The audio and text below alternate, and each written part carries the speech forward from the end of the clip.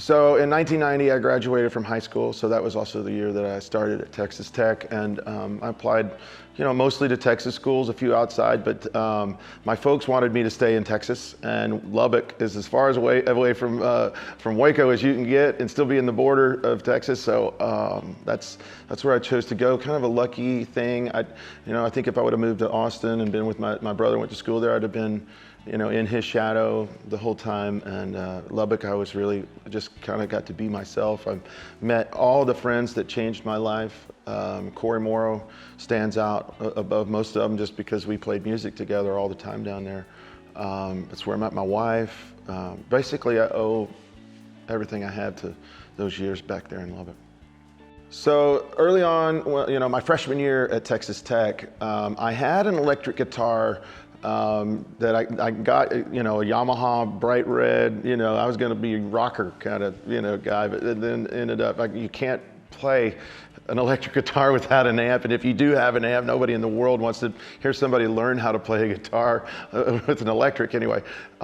So my freshman year, I traded in that electric guitar and got a Yamaha acoustic guitar, and I spent my entire first, year and a half learning how to play that guitar. I lived in Coleman Hall, and I would sit in the basement where the laundromat was so that I wouldn't, drive everybody on my floor crazy.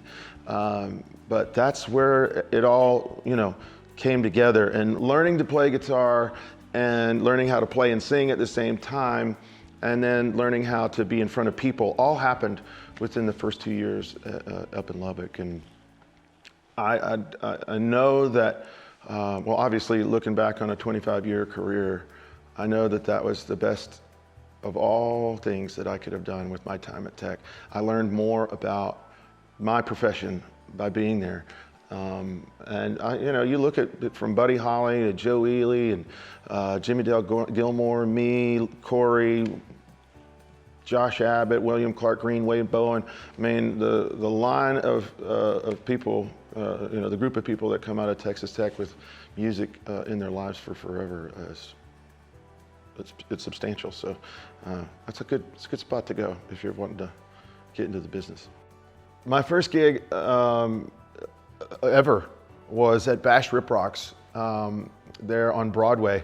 I think it was on Broadway. Anyway, it was right over there, right off of campus, and it held, I don't know, maybe 200 people.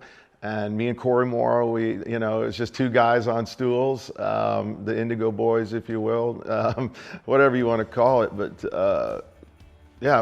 we played old Merle Haggard songs and Johnny Cash, and we only had written 2 or 3 songs. So when we played one of our original songs, that's when everybody got up and went and got a beer because they didn't know the song. But it was just our friends that would come out and watch us play. And then we played there a few times, and I won't ever forget when we were standing out right in front of the bar, and we had loaded up the little rented PA with two speakers on the sticks and a little control board, a little soundboard. And Corey looked at me and he goes, "Man, I'm leaving school. I'm going to Austin." And we were still, this is my junior year in college. And I go, "Man, no way, dude. You got to stay in. You got to get your degree. What if this doesn't pan out?" And he's like, "Man, it's going to pan out." And I'll be danged if he didn't go down to Austin and make, he was making records and had all these, people following him around. And I was so jealous.